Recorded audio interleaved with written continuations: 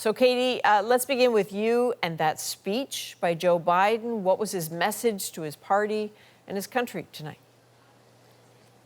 Joe Biden was quite emotional as he delivered his big goodbye speech, really. This will be a key moment in his political career, an opportunity to say thank you to the people who have supported him along the way, but also a moment to really pass that baton, pass the torch, pick your metaphor, to really usher in that next generation of political leadership, of course, with his ringing endorsement of Kamala Harris.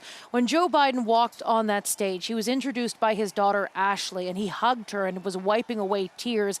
And as he walked up to that podium, he seemed quite emotional, and the crowd seemed to respond to it. It was sort of a slow build with this very long standing ovation that went close to about 4 minutes or so. But Joe Biden really explained a little bit of the reasoning why not only he decided to run for president in the first place, the horrific racist violence that the world saw in Charlottesville, Virginia, inspired him to get back into that race, and how the threat, that existential threat that he says that Donald Trump and his party, the Republican Party, pose at this moment, he sort of made the argument that that existential threat still exists. And that's why he took a moment to recognize that perhaps that helped him make his decision to not seek re-election. And he spoke a little bit about that tonight. I love the job, but I love my country more.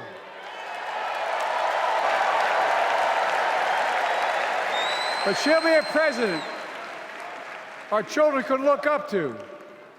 She'll be a president respected by world leaders because she already is.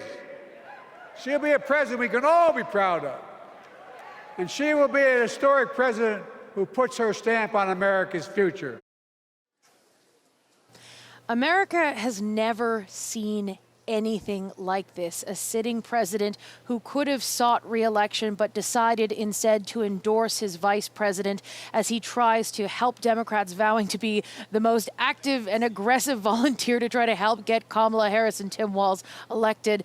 When Joe Biden wrapped up his speech, Kamala Harris walked back out on that stage, gave him a hug, and you could, if you read her lips, she said, "I love you," and thank you at the end of that.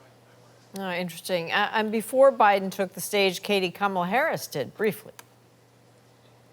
Yes, and this, of course, is her moment to try and sort of create a contrast between her and her competitor, Donald Trump. And that is something that Kamala Harris and the team wants to do throughout this convention. Have a listen. With optimism, hope, and faith, so guided by our love of country, knowing we all have so much more in common than what separates us, let us fight for the ideals we hold dear, and let us always remember, when we fight, we win. God bless you. God bless the United States of America. Just a little preview of what we're expected to hear later this week when, of course, Kamala Harris will deliver her major speech to wrap the convention. All right, Katie, thank you. Let's bring in Paul Hunter now. You're standing pretty close to Katie. I know you've been there all night as well, listening to all those speeches. What stood out to you, Paul? Well, it wasn't a short speech, 50 minutes, but it was a speech of substance. And, you know, say what you will about Joe Biden, he's got a lot to boast about, and he ran down a litany of, in his view, the achievements that he has had during his time in office. He had a lot to say, and he said it. It was a powerful message. The hard fact is that in the eyes of so many, he's not the right messenger to do that, hence what's been playing out the past few weeks, and again, with Kamala Harris here tonight. Earlier today, I went down to the other venue, the other part of this convention downtown, to meet with delegates who were having meetings earlier today and talk to them about things. And all they wanted to talk about on this night for Joe Biden was Kamala Harris. Here's some of it. It's exciting. It is exhilarating. People have a new surge of energy that they have now, because when she wins, we all win. I haven't felt like this since I was a kid, when Obama first ran in 2008. And obviously, like, the magic of, like, the energy is just so powerful. What a turnaround it's been as Democrats gather to formally nominate Harris on Thursday as their candidate for the White House. Surging in the polls, including in some of those key battleground states, the next level vibe is tempered only by the reminder the election is still more than 2 months away and much can change. Key to Harris and running mate Tim Walz is to maintain the enthusiasm through to November to work to get the vote out.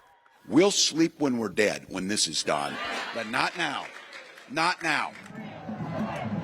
Indeed, there are hurdles ahead. Thousands of demonstrators marched outside the convention area, reminding Harris they want action on the Israeli war in Gaza. Mostly peaceful. A small group at one point breached the security fence briefly. A much smaller crowd underlining there remains an independent candidate who could siphon away votes. RFK! And then there's Donald Trump, who, despite the remarkable popularity of Harris, still has remarkably resilient popularity among Republicans. His backers, also in Chicago, on their views of a potential Harris presidency. Socialism is death, destruction, shortages, and that's exactly what will happen if Harris gets elected. Underlining a fierce, likely ugly battle remains, even if this week in Chicago, few here seem worried. Everybody loves her. I mean, there's so much enthusiasm about Kamala, so I believe there's going to be a landslide. It's going to be a landslide. Paul, do you figure that's convention bubble enthusiasm or real hope for Democrats? Yeah, tough to say. I mean, look at it this way, Adrienne. Everything has kind of fallen into place for Kamala Harris. Everything's gone remarkably swiftly and smoothly. But there are still 2 months and a bit before the election, and a lot can change in that time. Look at what has changed just in the past month or so. So the question for Kamala Harris, with all this energy and positivity and enthusiasm, can she maintain it through to November 5th? We'll see. All right. Thank you,